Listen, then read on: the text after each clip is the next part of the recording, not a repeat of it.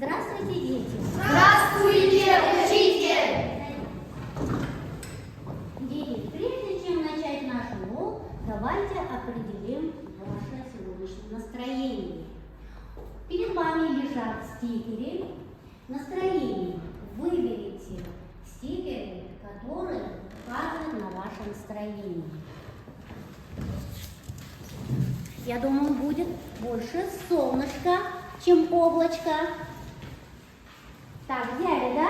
Теперь нам покажите ваше настроение, в каком вы настроении пришли на наш урок. Молодцы, у всех солнышко, у всех хорошее настроение. Молодцы, дети. Теперь на этой хорошей ноте мы продолжим наш сегодняшний урок. Дети, обратите внимание на слайд. Что вы видите на картине? Как вы думаете, о чем мы сегодня будем говорить? Так, хорошо. Очень много желающих отвечать. Так, Саран. Солнце. Женя. Уля. Так, и где? Хорошо. Инжу. Так, и кем что ты видишь?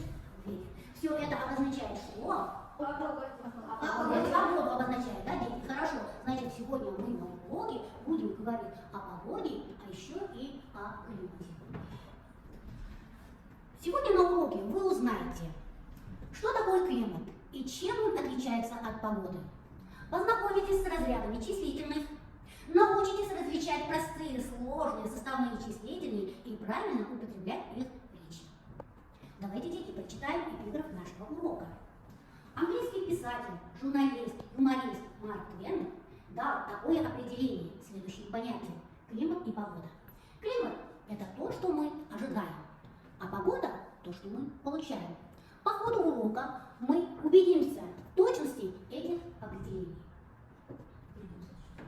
Так, дети, открыли свои тетради и пишем сегодняшнюю дату, классную работу и тему урока. Тема урока – климат означает наклон.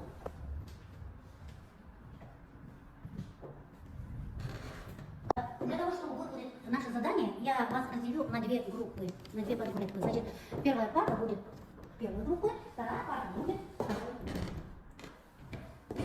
Значит, мы должны составить ментальную карту. Для этого мы будем использовать наши инструменты для составления ментальной карты. Значит, каждая группа составляет ментальную карту.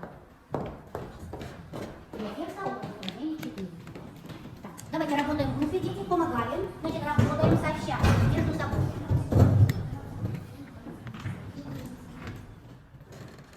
Так, значит, кто хочет выступить со своей работой? Кто будет защищать? А кто кем?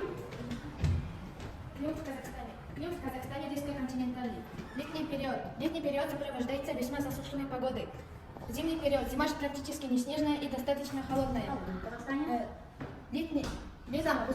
Летом максимальный показатель температуры составляет плюс 50 градусов, а зимой самый максимальный показатель составляет плюс 58 градусов. Молодец, молодец, отлично. Вот так мы использовали нашу ментальную карту для пересказа текста. Вторая подгруппа. Кто будет защищать? Жания, иди, помоги. Климат в Казахстане низкоконтинентальный. В январе температура колеблется минус 36 градусов, на севере до минус 1 градус. В июле средние показатели температуры плюс 17 градус до плюс 31 градус. Летом самая высокая градус плюс Температура плюс 50 градусов. хорошо, а зимой? будет минус 58 градусов. Самый высокий холодный показатель температуры минус 58 градусов. Молодцы, обе команды справились. Хорошо грамотно составили ментальную карту. А теперь, дети, обратите внимание. По ходу урока мы будем провести проведение самооценивания. Для этого мы используем наш календарь оценивания. Оценивание 10-бальное, значит, после выполнения каждого задания, значит, вы перекидываете ваши листы календаря и, значит, будете переходить от балла к баллу. Баллы будут указаны на слайдах в нижней части. Вот, красным значком. А теперь, дети, все получаете по одному баллу за выполнение первого задания. Хорошо. А теперь, дети, давайте посмотрим наш видеоурок. Так, дети, а теперь давайте уточним. Наша грамматическая тема – имя числительное.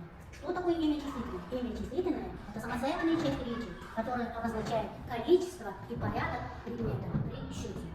Имя числительные делится на два разряда. Первый разряд количественный, отвечая на вопрос сколько. Второй разряд порядок, отвечая на вопрос какой. Еще у числительных есть виды. Виды числительных по структуре делятся, по структуре написания делятся на простые, сложные, составные. Как вы видите, дети, простые числительные – это слова с одним корнем. Например, 7, 5, 10. Сложные числительные – это числительные с двумя или с несколькими корнями. 80, 500, 200, 1000. Составные числительные – это числительные, которые состоят из двух или более слов. Например, 102, 31. Теперь, дети, давайте выполним второе задание. Здесь мы используя прием заполнения слепой таблицы, выполняем это задание. Условия задания. Охарактеризуйте числительные. Вот даны нам следующие числительные. 1, 8, 70, 105, 642. Значит, мы должны определить разряды и виды этих числительных. Задание мы разделим на две группы. Первая группа, вы определите разряд этих числительных. Вторая группа, вы будете определять виды вот этих числительных. Значит, выполнение мы произведем на доске. Так, первая карта. Читаем. Вот числительные. Числительные 1. Это какое числительное? Количественное. Так, ну момент. 8. 8 это какое числительное, дети? Порядковое. Хорошо. Следующий вопрос. Или вопрос. 70. 70 это какое числительное? Количественное числительное. Продолжаем. 105. Это какое числительное?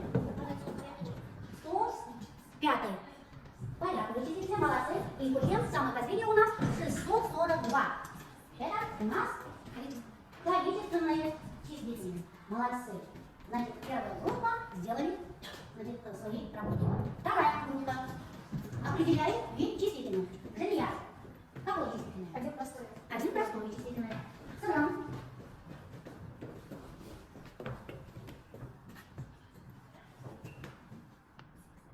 Правильно. Правильно. Да? 70 состоит из двух корней. Так, Анжу. 8. Так, 8. Это простой числительное. Хорошо. Так, следующий вопрос. 105, да? 105 это составное числительное. И последнее. И 642. Это какое числительное? Сложное. 642. Так, или правильно? Составные. Это составные числительные, да? Так как состоят из трех слов. Молодец, Сарам. А теперь, дети, проверьте правильность ваших ответов. Все правильно? Да. Хорошо. Значит, те, которые правильно ответили на этот вопрос, получают по 1 баллу. Прибавляем, суммируем баллы. Да. Хорошо. Перейдем к следующему слайду.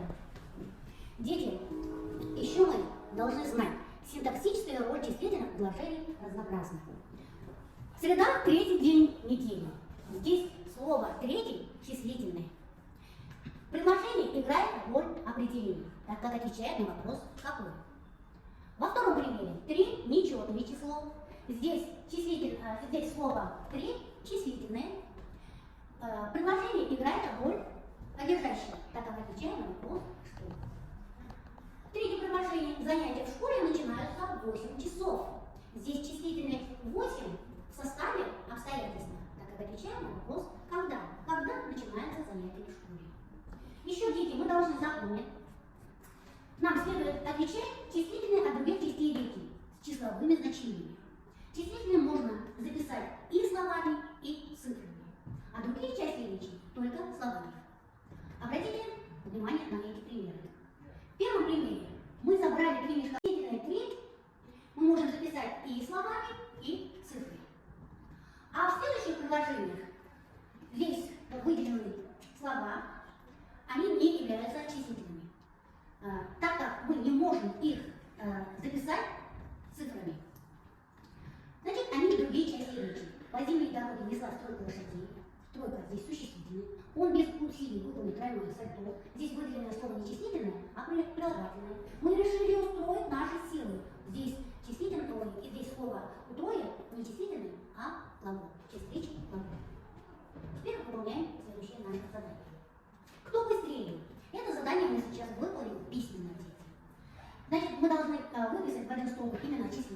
во второй другие части речи и определить разряды числительных. Вот ваше задание. Первая группа. Вы выпишите имена числительные, берите ручки, давайте работать. Вторая группа. Вы будете, значит, выписать другие части речи. Работаем.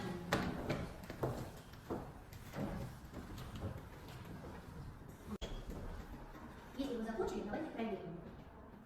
Значит, первая группа, назовите имена числительные, которые вы выписали. Окей. 30 количество. 30 количественные.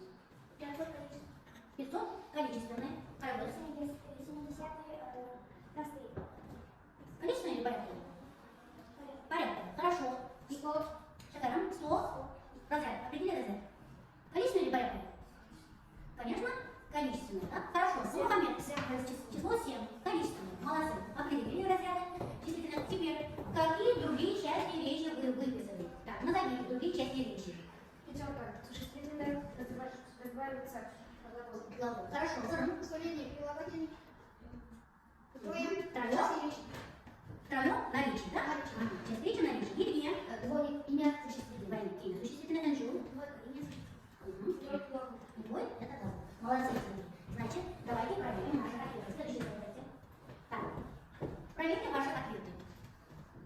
Так, значит, кроме Шагарова и Каракуз, все получают еще по одному баллу. Перекидываем медали. На следующий уровень. На следующий уровень перекидываем. Угу. Хорошо. Пересылать на него. Так, нет, это. А теперь, дети, перейдем к закрепительной части нашего урока. Для этого мы используем нашу почту. Из двух групп подойдите к почтовому ящику. Что будет? Каракуз. Хорошо, идите. Женя. Так, возьмите красный конверт. Угу. Идите. Свои. Достаньте задание.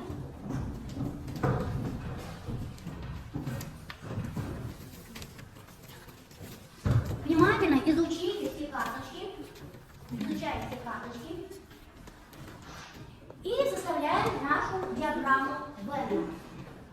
Вот так, как указано на слайде. Можете выйти к доске, значит, первая группа, заполняем, значит, первую доску. Так, а всем быстро давайте составляем нашу диаграмму Венна. Текущее состояние атмосферы. Так, Парагоз. Шагар, готовься. Угу.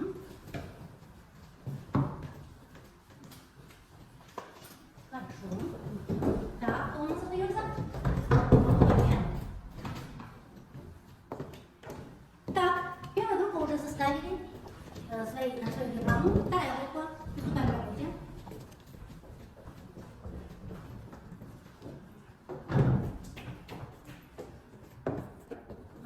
Кто следующий? Вот. Так, ничего. Ответ готовься. Прикрепи свой ответ. Диаграмме. Куда следует. Хорошо. Так, что у нас остается, Женя? Так. Вот мы составили нашу диаграмму Венна. Дети, правильно составили? Давайте произведем взаимопроверку. Смотрите на работу второй группы и первой группы. Правильно? Да. Правильно. Молодцы. Значит, за выполнение четвертого задания вы получаете по 3 балла. Все. Значит, прибавляем по 3 балла. Хорошо. Значит, девочки, Карагоз и Женя, видите, достаньте желтый конверт. Достаньте желтый конверт.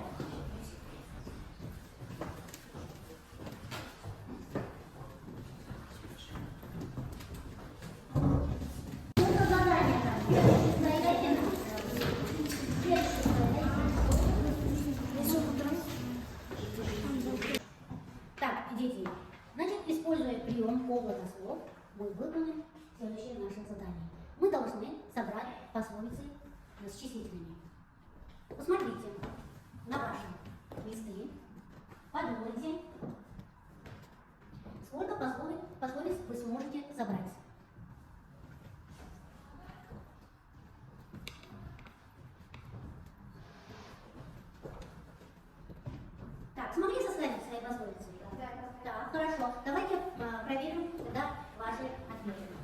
Первая группа. Курим. Это меня за одно чтение одного не поймешь. Хорошо. Шагаем. Какую пословицу ты составил? Хорошо. Сядь, пока подумай. Оксизм. Лучше один раз увидеть, чем 100 раз услышать. Молодец. Хорошо. Будь аккуратна. Обещано ты будешь. Хорошо. Молодец. Один поле не будет. Шагаем. Письмо составим? Ну давай. 7 лет, 1 ответ. Молодцы. Так, перейдем к бытовой группе. Вторая группа. Сарам. Один пашет, а семеро руками машет. Хорошо, молодец. Молодец. Да, оно смотришь, лезет позади. Хорошо. Один. Одна голова хорошо, а две лучше. Молодец. Так, Женя, у тебя? Имей 100 рублей, а имей 100 друзей. Молодцы, дети. Все справились с этим заданием, да? Теперь, значит, прибавляем по одному баллу. Теперь у нас рефлексия. Мы здесь используем прием лесенка успеха. Оценим свою работу на уроке. Значит, я сейчас вам дам эти стикеры. В мгновение стикеров вы напишите свое имя и баллы, которые вы набрали за весь урок. Напишем свои баллы. Имя тоже не забудьте. А потом приклеим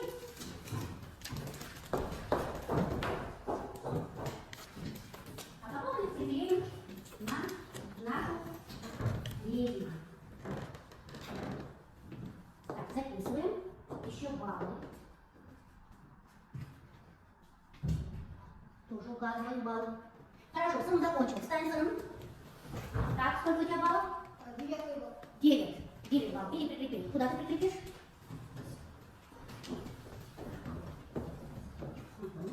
Хорошо. У Сара хорошая оценка, отличная оценка. Второй. 9 баллов уже иди. Женя, у тебя сколько баллов? 9 баллов. 9 баллов, иди, прикрепи. Так, и где? 9 баллов. 9, Эльвин. 9, Олег.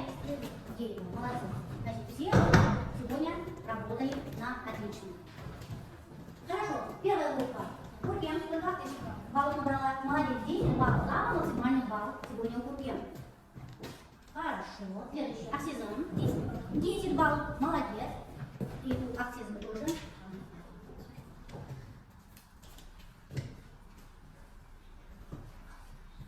Так, Олег, ой, Мухаммед, 10 баллов. Молодец, Мухаммед сегодня отлично поработал. Шагарин, 9 баллов. Тоже у тебя хорошо получилось все. И остается кто? Все, да? Хорошо, прикрепила? Да. Так, молодцы дети. А теперь получим домашнее задание. Значит, вы должны подготовить сообщение о климате нашего региона, используя интернет. На этом, дети, мы заканчиваем наш урок. Всем спасибо и до свидания. До свидания.